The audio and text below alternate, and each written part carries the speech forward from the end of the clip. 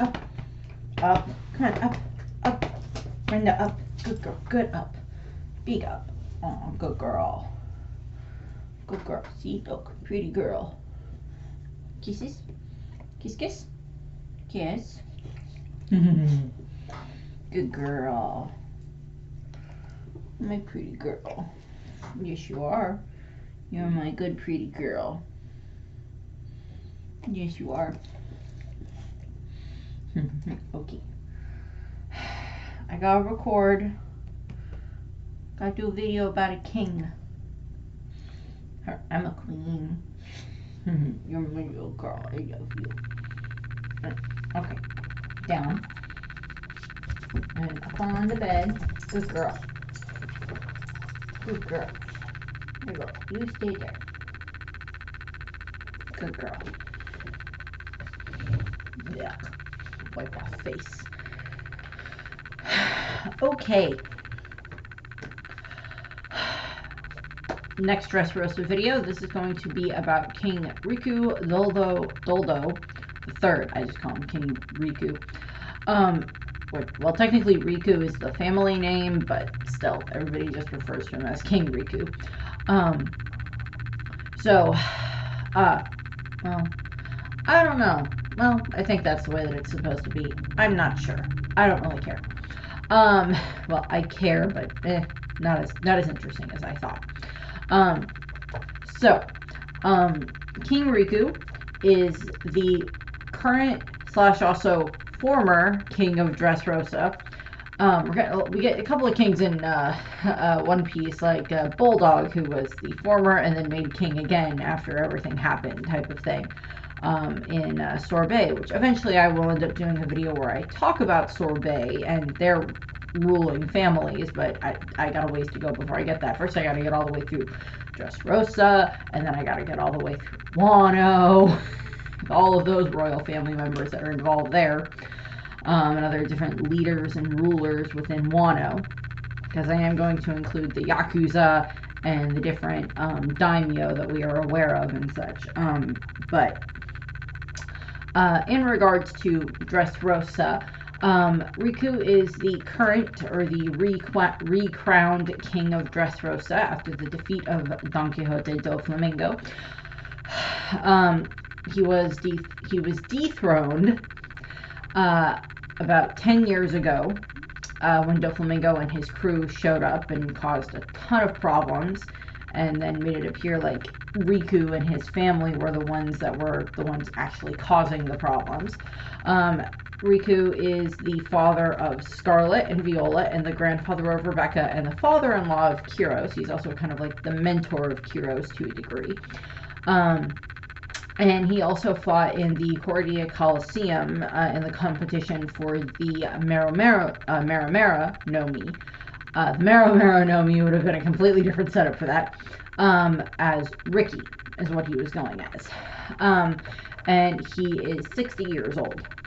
So, he's several years younger than Garp and everything, so he's not exactly the oldest king that we've encountered. I do believe that, if I'm remembering correctly, I think Neptune is older, but Riku looks older. So we get that. In regard to his personality, Riku says, "I did my best to be a good man. If I could only survive by ending a life, I would rather choose death of my own free will." And Riku, during what we see of the flashback with Dressrosa, which I will be going into, and then of course what we see throughout as Dressrosa plays out, we see how caring Riku is about his people. And everything like that. He enters the competition to win the Maramara no Mi in an attempt to try to gain some form of power so he can try to save his people from Doflamingo. And he allowed his daughter, his older daughter, Scarlet, to go off and marry the man she loved. He helped Kyros try to get over his own issues, and everything like that when Kyros was young, so that way Kyros would be able to,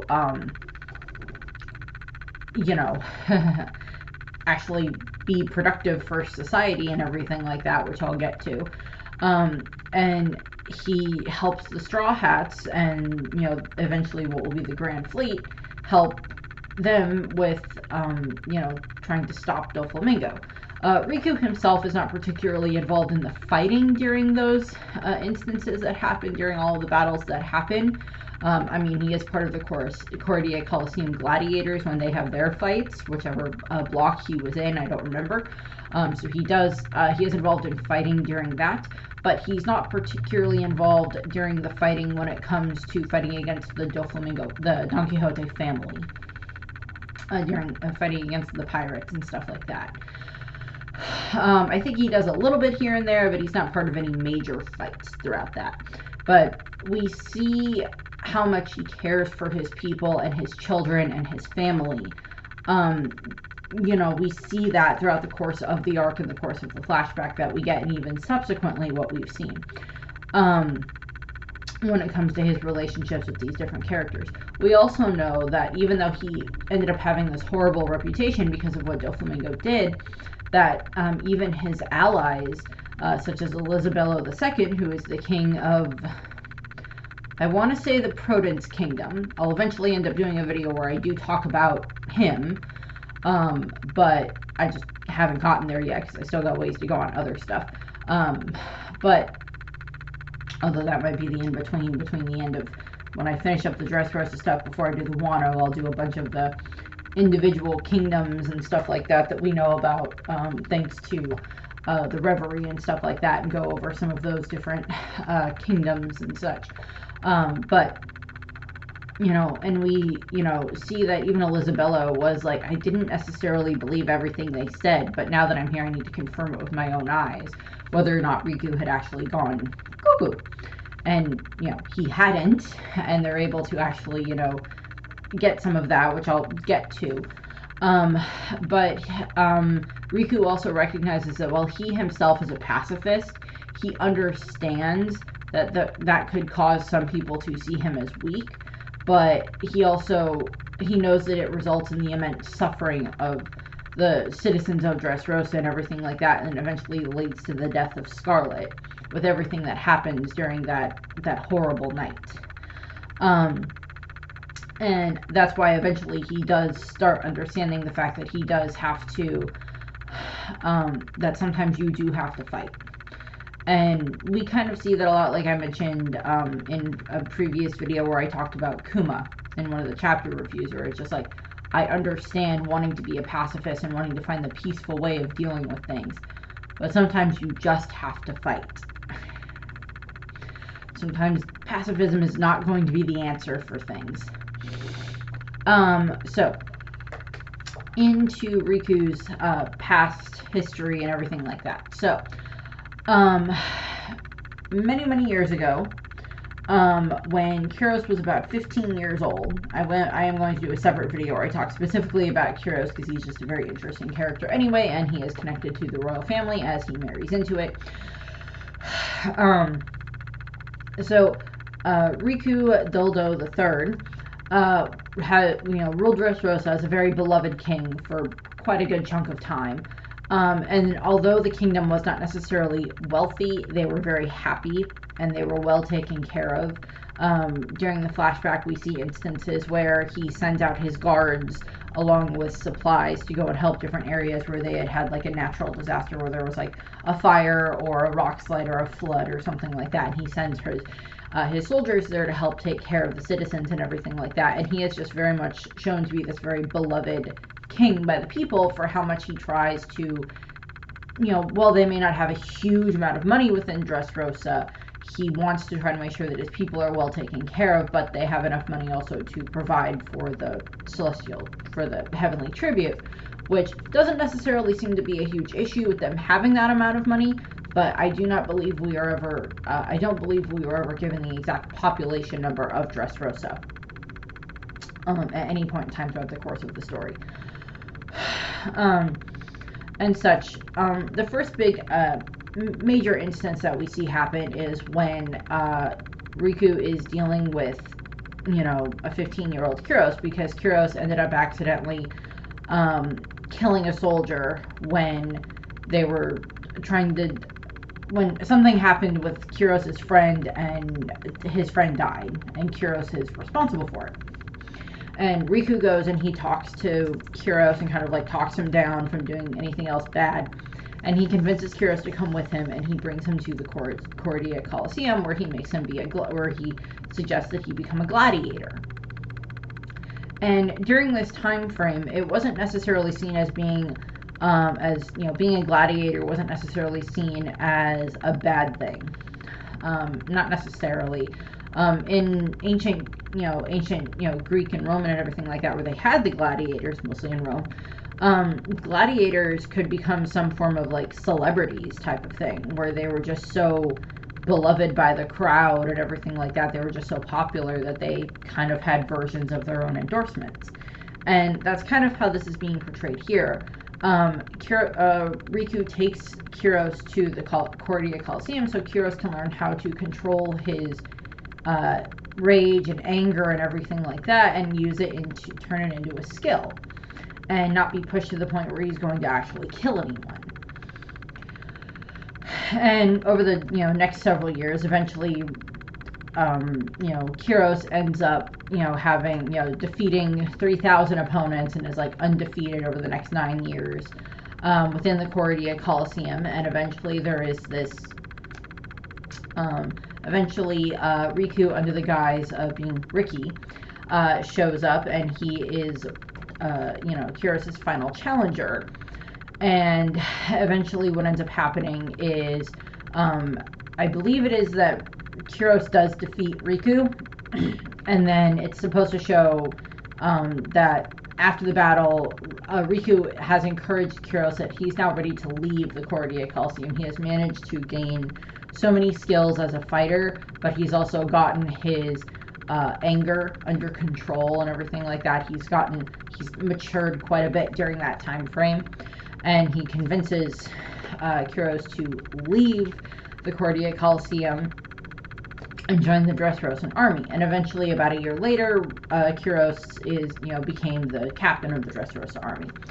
And then, while all of that was happening, eventually Riku watches as Scarlet, as his older daughter Scarlet, falls in love with Kyros. Kind of goes from this not despising him relationship to where he saves her, and then she just like apologizes, and then she's just like exceedingly smitten with him after that, and he is just exceedingly smitten with her and everything like that.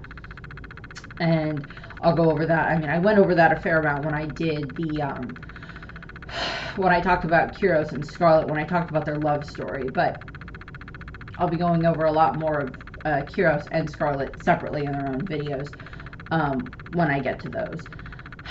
Actually, Scarlet will be next after I'm done. After I do this, will be the next one when I do Royals for Dressrosa. Will be Scarlet.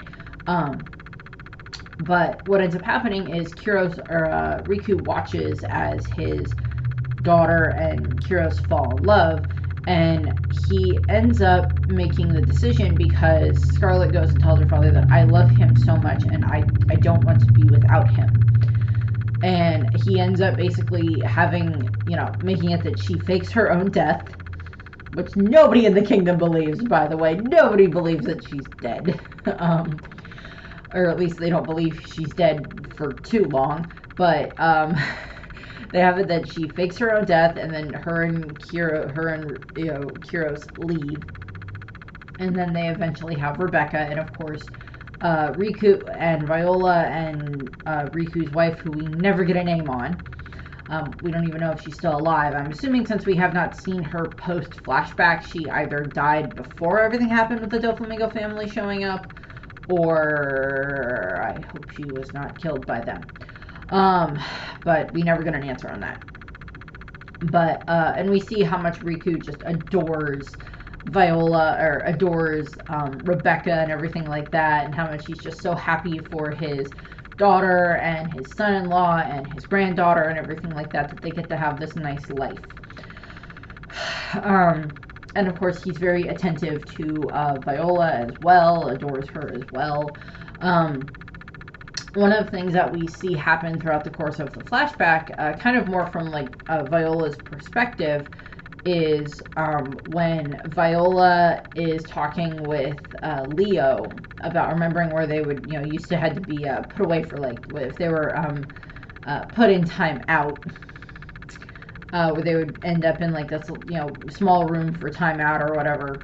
Then with her and the Torntada, that was where Riku would put them, and it was never because he was exceedingly mad at them. It was just he was trying to teach them how to behave better. And it's not like it was an exceedingly bad punishment or anything like that, but we kind of see that. And so we get those instances and everything like that where Riku will be, stricter with his children when necessary, but he understands that, Rebecca, Scarlet loved Kyros and that she was going to be with him regardless, and she would rather still have this good relationship with her family. As I said, pretty quickly the entire kingdom is like, yeah, no, she's not dead. She's living in the nice house in the cottage in the sunflower fields with her son, in the flower fields with her daughter and husband, who is Kyros, who magically disappeared as well. And they're having a nice life there, and they sell flowers. Like the whole kingdom was just like, yeah, we know exactly where they are. It's not that hard of a thing to figure out.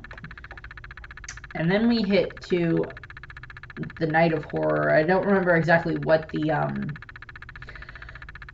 I thought that they had given it a specific name for the night when Doflamingo shows up and he ends up, manipulating Riku and his guards and everything like that. I thought there was a specific night or a title that they gave it, but I don't remember. But this would be 10 years ago from the current storyline, that one night Doflamingo appeared in Riku's chambers, and he basically ends up, Doflamingo spins this story about the fact of like, well, you and your family have been taking care of Dressrosa for the past 800 whatever years, 700 whatever years. We still have, like, I still have the deed for, the kingdom and everything like that from being, the descendant of the one who was actually the ruler of it before you guys, and we still have the deed to the kingdom. And I'm like, I love you, Riku. You are way too gullible. And Doflamingo basically ends up tricking Riku with blackmail, he's blackmailed the government into making him a warlord and everything like that. But now Doflamingo is manipulating Riku into having it be that he states that, oh, if you give me 10 billion berry, within the next day, by the dawn of the next day, in exchange for, the deed to the country or whatever, I will leave the country alone. And Riku panics, and then he decides that he has no other way to avoid a war against Doflamingo. He goes and he does this broadcast at night to all the citizens of Dressrosa and asking them for money. Bring me anything that you have saved up, blah, blah, blah, blah, blah. I will send out the guards and they will bring the money back to the palace and everything like that. And he doesn't tell them exactly what it is that he's doing this for. He just asks them to do this, and he even is bowing, even though his advisors are like, sir, don't do that, and everything like that. And we see what Riku is, doing. And what ends up happening is this leads to, all the citizens bringing out their money, and they're just like, oh yeah, this is, if Riku has a reason for this, if King Riku has a reason to ask about this, then we will trust him and do what we can to help him and everything. So they're all bringing out their money, and the soldiers are gathering it up. And Doflamingo is just like watching all of this happen, and he's just like, this is going far too smoothly. Time to enact the next part of the plan. And then he uses all of his parasite threads to go and attach to Riku plus so many of the different guards and make them start rampaging throughout Dressrosa and slaughtering the citizens and attacking the citizens and everything like that. While this is happening, Riku is just crying the entire time because he's doing this against his will, and the guards are doing the same thing. They have no choice in this matter. They are being manipulated by the parasite threads by Doflamingo, and it just makes this night of horror. And eventually, after kind of all that is done, they hold Riku captive along with Viola to a degree. They hold them captive at the palace, and what ends up happening is Kuro shows up, and just as he's being turned into a toy by Sugar, he cuts off his own leg because devotion, and he's trying to save his father-in-law and his king and the man who has done nothing but be kind to him for the past however many years. And he manages to save Riku, but he ends up getting turned into the Thunder Soldier during the same time frame, and he manages to get Riku out of there. Unfortunately, because of this, Riku does not remember Kuros at all. Kuros has been wiped from the memory of everybody. And what ends up happening is, of course, Kuros gets, Riku to safety. And what ends up happening at the castle is that Viola ends up making a deal with Doflamingo that she will be one of his, be part of the family and everything like that, and help him as long as he spares the life of her father and her niece, Riku and Rebecca and everything. And Doflamingo takes the deal and everything like that. Of course, I don't know if this is before or after they tell Viola that Scarlet has already been killed by Diamante and everything like that. And they know that they can't just turn Doflamingo is aware of the fact that they can't just turn Riku into a toy, because then everybody would forget about him, and they would forget about not necessarily everything that just happened with that night, but they would forget that it was Riku that was the cause of all of it. And they need him to stay alive, or at the very least be some form of a symbol to be like this point of hatred for the people, so they can, so the Doflamingo family can be seen as these heroes that came in and protected them and everything like that. And eventually, over the next 10 years, Doflamingo rules the kingdom. Riku, we don't know exactly what Riku does for the next 10 years. It's implied that maybe he ends up just going to the Colosseum eventually. Well, eventually he ends up there because he's there as Ricky during the competition for the Maramara no Mi. But we don't know exactly when he went there to become a gladiator for that.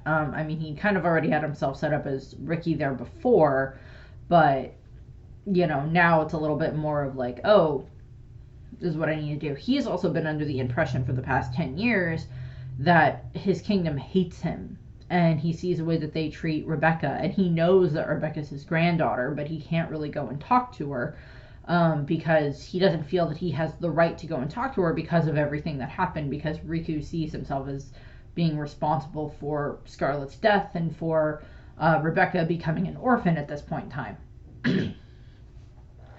And eventually what ends up happening is it does get to the point in time for the competition for the Maramara no Mi, and there ends up being this very chaotic showdown between Bellamy and the forces of the Protence Kingdom that include King Elisabella II during this, and this is during the B block, or the Block B battle.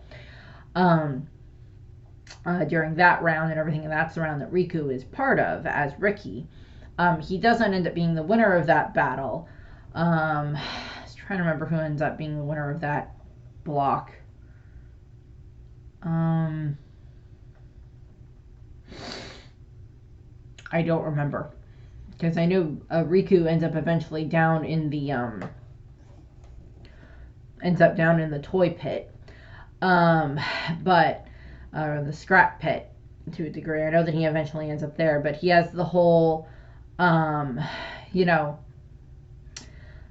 he is part of that battle and everything like that, and fights against Blue Gilly and everything like that, and eventually he is knocked out and defeated during that round and everything. He was like, I couldn't win against them and everything like that, but he's like, and I can't win against aging either, because he's getting slower, because he's getting older, and depending on what he's been doing for the last 10 years, he's a bit out of practice.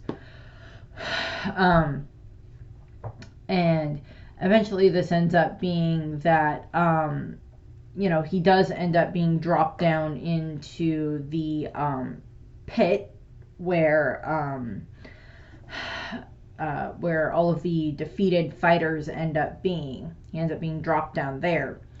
And this is where he ends up interacting with Elizabello, along with, I believe, Don Chinchao and several others that are there, like Elizabello's advisors and stuff like that are there as well. They end up talking with Riku and everything like that, and he reveals himself to be, King Riku, and Elizabello is like, my old friend, and he's just like so happy to see him. And then we get like the whole reminder of like what happened that night, but then we have this moment where they look out and they see all of the different toys and the different gladiators that are there. All of them are just, bowing before their former king, before Riku, and they're kind of saying that it's like, we know that you weren't the reason for for everything that happened that night, but because of Doflamingo, we couldn't really do anything to go up against him because he's so strong. Admittedly, at this point in time, I do not believe that the toys have revealed to Riku specifically that they are people who were turned into toys. And during all of this is happening, Frankie and Robin and Usopp and stuff like that are getting the info dump from the Tontatas and from, the Thunder Soldier and everything from Kyros, about the fact that it's like, oh yeah, this is what happened. We all got, Sugar has the ability to turn people into toys and everything like that. So we're kind of having that conversation, and the toys can't quite reveal that to Riku, but we end up seeing some of that. There's also this moment before he ends up down in the toy pit where he does interact with Rebecca, because at this point in time she does not know that he is, her grandfather. Well, she knows that she is the granddaughter of King Riku III, but she does not know that Ricky is Riku at this point in time. And she ends up, trying to talk with him and everything like that. He kind of ends up having to brush her aside a little bit, because he does not want her associating with him, because he thinks that will make the people hate her even more if it's ever revealed that Ricky and Riku are the same person in that regard. But what ends up, he kind of apologizes to Rebecca in his mind for the fact that he kind of has to like leave her alone and everything like that he can't have this relationship with her like he used to when she was a child and before everything happened, back when everything was good. And what ends up happening is, while they're down in the toy pit where he's talking with Elizabello and the others from the Protons Kingdom and Chinchao and everything like that, and of course all of the toys come, and the toys and the gladiators, they come and they bow to Riku, and it's basically, that's revealed that it's like, oh, they know that it was not his fault for what happened, that they know that it was Doflamingo that was the cause of everything. They just didn't have the power at the time, or since then until now, to be able to try to stand up against him. And of course, while all of this is happening, everything's happening with Luffy and Law and Zoro and the rest of the Straw Hats and Doflamingo and the Doflamingo family and all of that fighting stuff, and Sabo and Koala and Hack and everything like that. And then Riku is never turned into a toy. We know that a couple of the other ones that end up becoming members of the Straw Hat Grand Fleet or allies of Luffy end up becoming toys, but Riku is never one of them that becomes a toy, because that would be very counterproductive to Doflamingo's plans if Riku became a toy, because then everyone would forget about him. And Doflamingo would kind of lose his leverage as being seen as a hero, because he stopped this tyrant king that went crazy and everything. And what actually ends up happening is, of course, the Tontada are able to, along with Usopp, very much with Usopp, knock out Sugar. So she is completely knocked out and faints, and all of the toys end up reverting back to their human forms. And this is, Riku and the others watch as this happens, as they are in like the toy pit when some of this is happening. And they see as all of the toys turn back to humans, and they gain, they regain their memories. And of course we have the very emotional moment where like Rebecca is remembering Kyros, and even Viola is remembering Kyros, and in this case it would be Riku remembering Kyros. He remembers this boy that he took under his wing and everything like that, and how he helped him. And then of course, Kiros becoming his son-in-law and everything, and giving him Rebecca, who he adored and still adores, and everything like that, for everything that she's been through, and how she's still so kind and fights for the gladiators of Dressrosa and everything. And Riku is remembering all of that. And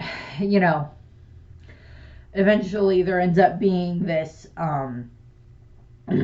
there's the whole kind of chase through the kingdom that happens, where Robin and Usopp and Bartolomeo and Rebecca and Kiros and Hack are all having to, along with a bunch of the other gladiators that are on their side at this point in time, and the other former gladiators from the Colosseum are on Riku's side at this point in time, that they are trying to make their way out of the Colosseum and up through certain areas, where they end up meeting up with Usopp and Frankie and such like that, or certain areas there, and eventually Viola ends up there as well. And of course, eventually the kingdom gets placed under the bird cage, and Doflamingo sets up his sick, twisted game, which, as I've stated before, and will state again when I get to Doflamingo, I'm pretty sure his idea for this game came from the population extermination game that we now know that the Celestial Dragons, at the very least, used to do. We don't know if they still currently do it, but at very least they used to do it. And Doflamingo may have taken that idea and turned it into the birdcage game as an homage to it. So we get that. And of course everything's happening there, and they end up meeting up with Kiros again. And of course Kiros is Riku is very happy to see Kiros, and he's very happy to see Viola and Rebecca and everything like that. So they're having this family reunion type of a thing and everything. But then of course all of them have the bounties placed on their heads and everything like that. And of course there ends up being the whole the whole rest of the Dressrosa arc that stretches out during this time frame, where they're helping Law and Luffy and all of this other stuff. And they have the citizens of Dressrosa that are chasing them, and they end up making their way up onto part of a plateau where they think that they can be somewhat safe. And enter Conjurer, who actually his plan ends up backfiring, because he made the weird, stupid climbing thing, and he thinks it's going to make the citizens attack Riku when they get to the top, but it doesn't, because what ends up happening is, of course, all of the citizens, they're kind of they're armed with brooms and mops and things like that, and shovels, things that aren't necessarily exceedingly dangerous. Well, shovels can be somewhat dangerous. You can whack someone very hard with them.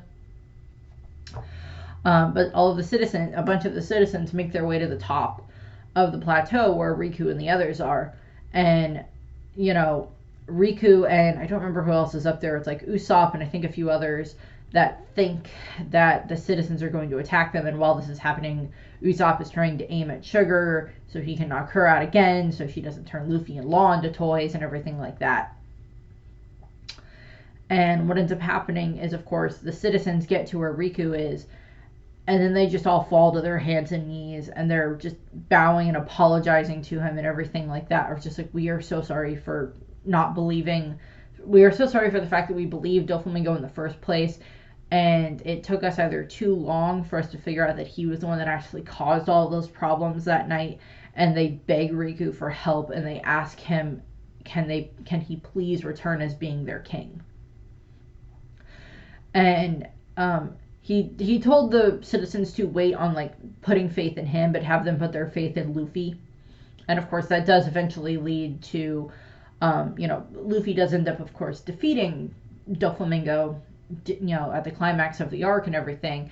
And we also have this moment where Fujitora, where Isho ends up seeing all the way that the citizens react to Riku, and he also saw the way that Doflamingo acted toward his own citizens to a degree. And Fujitora sees this, and that helps with Fujitora's realization that Riku is the one that actually is the true king of Dressrosa, regardless of everything else that has happened, that he is the one who actually has never stopped caring for his own people.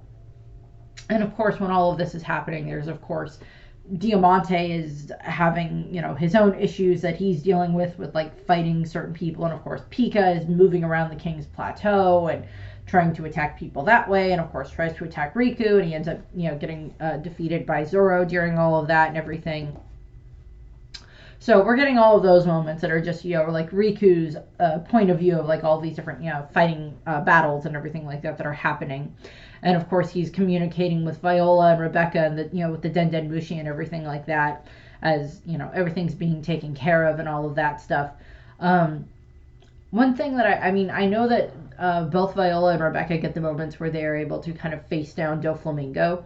Riku never really quite gets that moment where he gets the chance to face down Doflamingo for everything Doflamingo did to his people, and to his family. But I would say that Rebecca and Viola being kind of the ones to kind of try to face him down fall pretty well in that. And, when everything is happening with that, I don't think Riku is there to witness Doflamingo manipulating Rebecca into trying to attack Viola, or into attacking Viola, and then she gets saved by Luffy and everything. They're both saved by Luffy and Law. I don't remember. But eventually it is Luffy defeats Doflamingo, and we get the moment where Fujitora and the rest of the Marines go to Riku after the battle is all finished, and they bow to Riku, and like as in full on bow, as in head on the floor.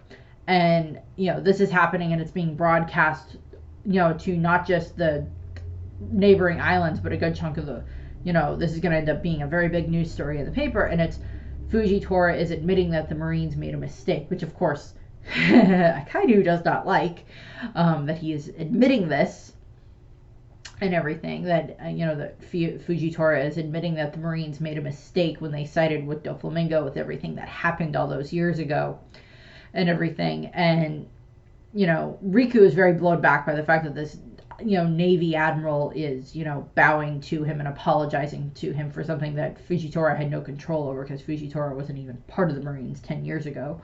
But Fujitora saw where the true loyalties of the Dressrosa people lie. He saw that they lie with Riku and with Viola and Rebecca and with Kyros and with the royal family of the Riku family, as opposed to the Doflamingo family, who were just there manipulating them. And of course, eventually this of course does lead to Riku and Fujitora and Cobra, of course, having their conversation a little bit later at Reverie. But what ends up happening is, of course, the Marines capture the rest of the Doflamingo, the Don Quixote pirates, except for Baby Five, who is now on the side of the Straw Hats and the eventual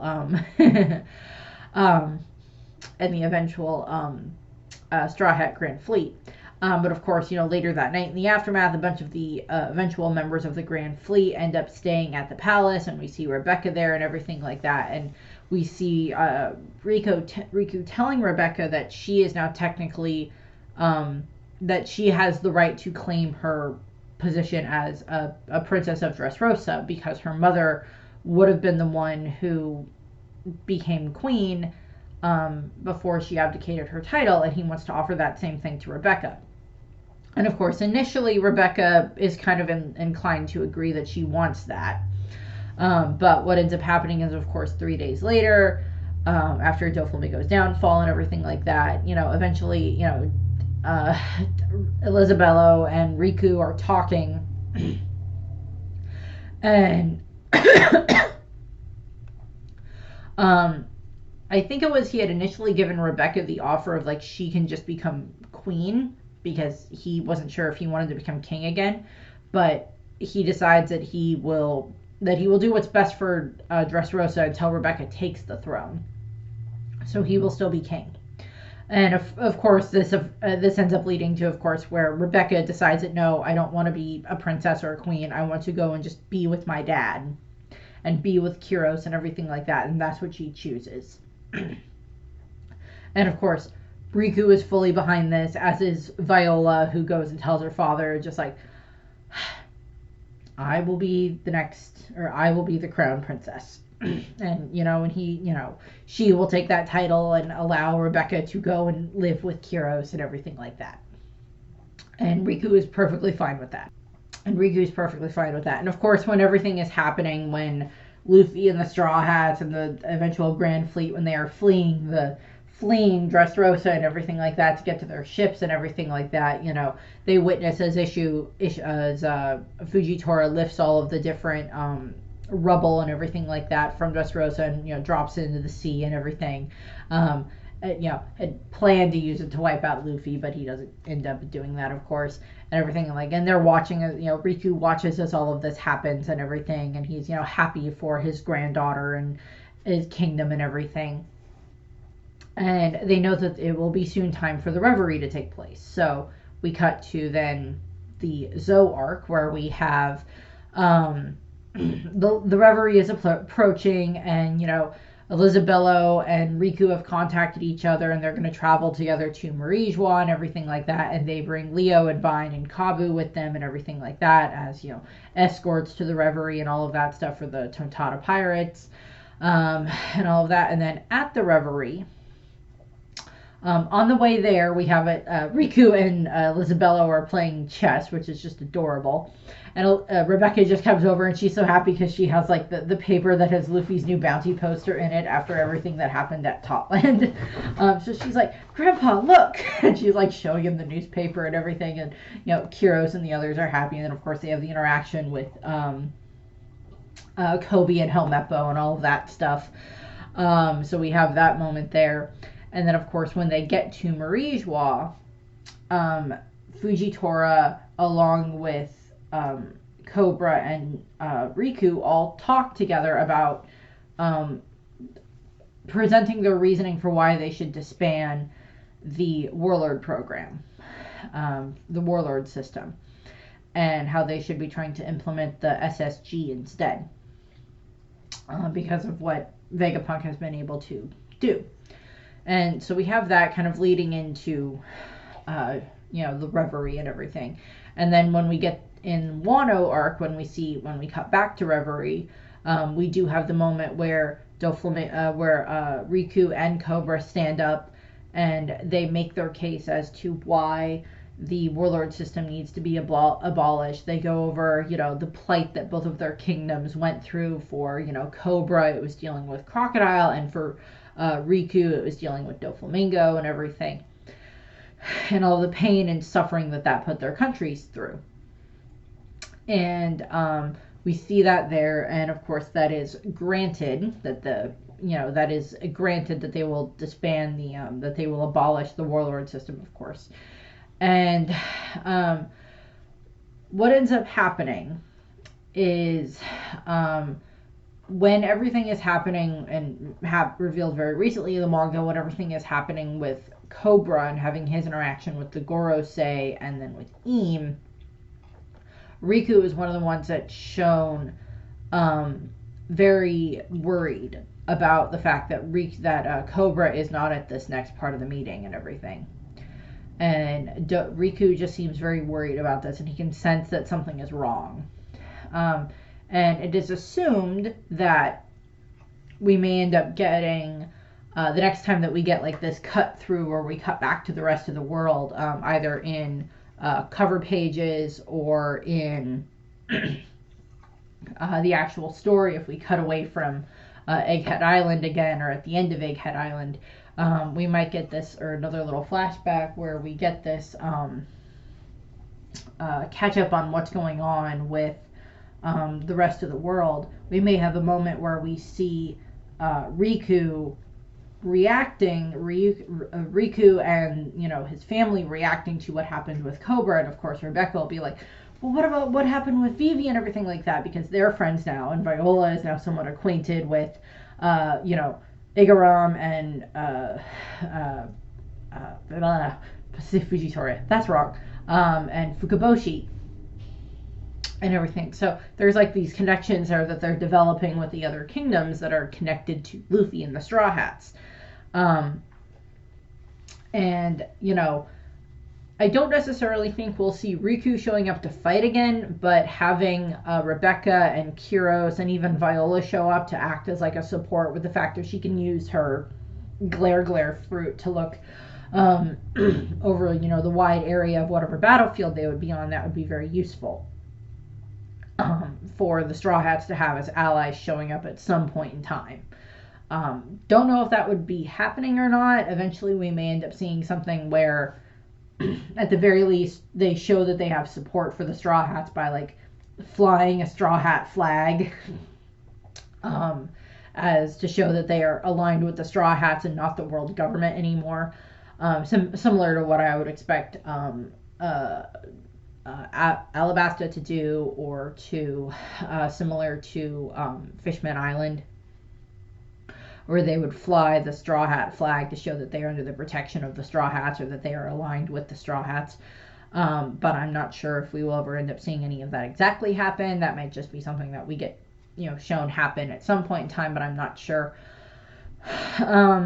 I wouldn't be surprised if eventually we get something where it's like, oh, Riku, like if we get like a flash forward, like that Riku has passed, or it's time for Viola to take up the crown as the queen of Dressrosa. We might see that eventually, type of a thing, but we'll see what else happens. I don't expect to get anything else exceedingly major, specifically with Kira or with Riku. We might get something more with you know, Kyros or Rebecca or Scarlet or something like that, but maybe not necessarily, or not Scarlet, with the Viola, but probably not necessarily with Riku too much offhand, but beyond some of his reactions to what's going on in the world. So that's what I have. I thank you for watching. Oh, thing that occurred to me. I don't remember if Riku ever interacted with Sabo. I think he may have interacted a bit with Hack or Koala at some point in time. But I don't remember if he specifically interacted with Sabo. Because if he did interact with Sabo during everything that was happening on Dressrosa, then he would just look at the news about... He may not know that Sabo is necessarily Luffy's brother right off the bat, but if he looks at the news with everything that happened with Cobra, Riku might be like, that makes no sense. I met this young man when everything was happening with Doflamingo and everything, and he was on our side and everything like that, and I don't understand. And I think he might be a little bit flummoxed by that. Because I'm like, I don't remember if Riku and Sabo ever ended up interacting with each other off the top of my head. I know Kyros and Sabo met, I believe, when Sabo went to the cabin, or the little cabin where Kyros had the Straw Hats after the battle and everything like that. But I don't remember if Sabo and Riku interacted specifically. I know Sabo and Rebecca interacted, and she probably told her grandfather about Sabo, so they would be like, why would Sabo do this? He was helpful to us before, and he's Luffy's brother, so why would he be acting this way? Why would he up and kill Cobra? Particularly when Cobra has been portrayed as this very good king, and is a very good king, and everything. So we might get some sort of an interaction like that, or a reaction about that, so we'll see what happens. But now, thank you for watching. I hope you enjoyed the video, and I hope you have a nice rest of your day. Bye!